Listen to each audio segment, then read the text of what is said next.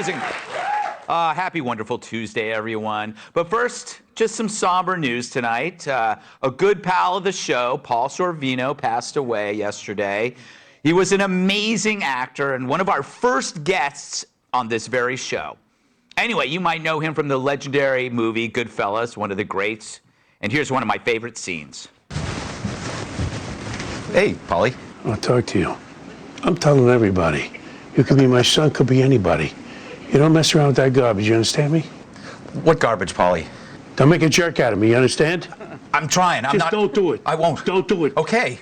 You're right. I won't. You only understand you're on the air because I got you a job, right? Right. Okay. Yeah. You see anybody messing with your show, you're going to tell me, isn't that right? I swear, Paulie. Yes. I swear. Go do your show. Thanks, Paulie. Get in there. He ain't a bad kid. Needs another couple of smacks, though.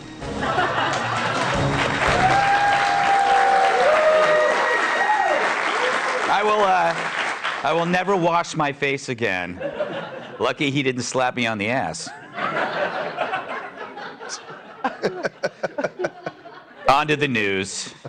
It's fun to see what happens when so-called compassionate libs get a taste of their own no-cost compassion. You know, the kind they prescribe for other people because they don't have to pay the price, but you do. Take immigration, where everything is free for anyone who comes in because it's in your state and not theirs. Sorry, Texas, you're screwed. It's your fault for bordering Mexico and inventing Dr. Pepper. It's true. It must be how my parents felt when they went away for the weekend and I had half the chess club over to drink their booze. True, there were only 2 people in the club. So it was just me. Now you get the idea. I drink alone. Sorry. But forever, border states complained about the burdens placed on their services with the influx of illegal immigrants. They aren't complaining about the people, but the policies. They know without an actual process, everything falls apart. It's like when Edward Scissorhands entered that bouncy castle. As you know, Republicans are fans of laws, just like strict parents. But Democrats are fans of stuff minus the means to get them, like strict parents' children. So when border states complain, the left calls it xenophobic. Oh, you just don't like the brown folks. And they'll even say it to brown folks. The definition of racism is changed again. It's anyone who disagrees with a Democrat. And when the Border Patrol try to do their job, you get Whipgate, a smear the president gladly embraced. So how do you get Dems to understand that you need a process? Well, you get them to experience what you're going through, too. What's good for the goose is good for the slander. Let's see what happens when a Democrat far from a border state gets to play border state for a year. That's a nice way of saying, let's see how you a-holes like it. I wonder if our system was inundated. Our system was inundated with those who were seeking shelter because of the callousness of those other states that pushed them out. Our schools are going to be impacted. Our healthcare system is going to be impacted. Our infrastructure is going to be impacted. Oof, sounds like my dentist. Everything's going to be impacted. Which is what should happen when you call yourself a sanctuary state. See, the virtue signal just became real. It's the cost of lawlessness. You know, sort of how a drug kingpin gets killed by another drug kingpin. Those are the rules. So I'm for having migrants come to New York City, and it has nothing to do with having to replace my masseuses. R.I.P. Marco, Clem, and Stu. You're never going to find them.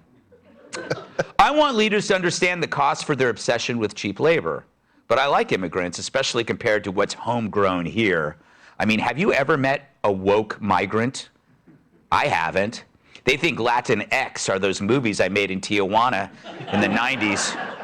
And they're right. It's how I met Ricky Martin. But,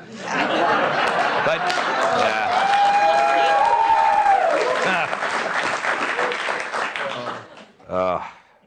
True, there are burdens to the system when lots of illegal immigrants show up. They put more stress on the infrastructure than Joy Behar on a toilet seat. But they aren't even close to what some Americans have done to this country. Illegals didn't upend the criminal justice system. They didn't create critical race theory. If they did, they'd be rich.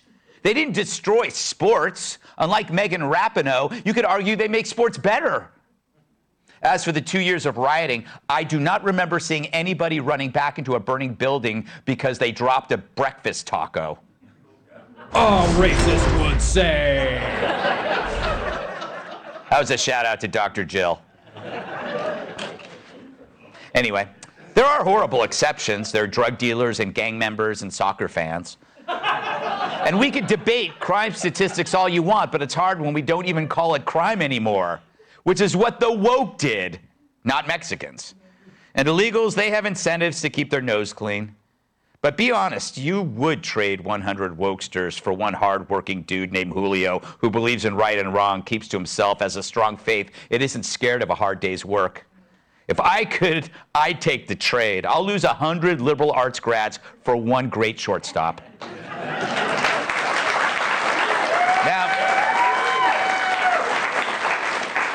Now, I'm not sugarcoating illegal immigration. That would be stupid to do, not to mention fattening and bad for your teeth. I'm saying what's happening to Mayor Adams right now is needed. Spread out the resource burden and let's see how these captains of compassion handle it. Because in a real crisis, words alone are not enough. You have to actually do something. Hey, buddy, watch out! Oh, hey, Kat. Joe, is that a fax machine? That is so awful.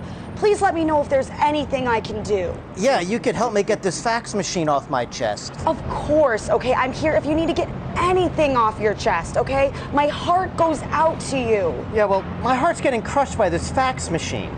I'm starting a hashtag on Twitter right now, okay? Justice for Joe. We're starting a movement. Wow. And ironically, I'm unable to move because of this fax machine. I hear you, all right? You're in my thoughts. Well, here's a thought. Can you push this fax machine off of me? Oh, I gotta go. I'm gonna be late for the rally. We've already got the flyers, okay? Don't worry, I got you. Hello, Xerox? Yes, I can hold. So, this works with immigration. How about politicians who dismiss crime? They have private security, gated homes. They never see what you see. They're safe and sound while you suffer. And the worse things get, the more their gated homes are worth and the cheaper the landscaping labor. How do you make them see that, besides placing ads in Modern Wine Snob magazine? That's not real. Thugs commit crimes, then are quickly released, and our governors don't do squat. Next time, maybe we drive the perp to the streets where the progressive idiots live, drop him off like a burning bag of dog dung on Pelosi's front steps, ring her doorbell, and watch her face fill with panic like she just found out her plastic surgeon was run over by her Mexican maid.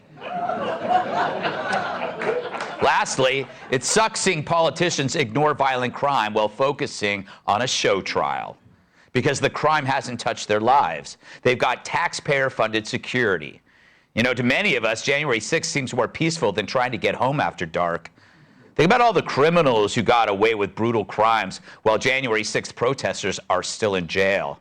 You know, maybe this whole time we should have been getting violent street felons to walk through an open door at the Capitol. Then they would have cared.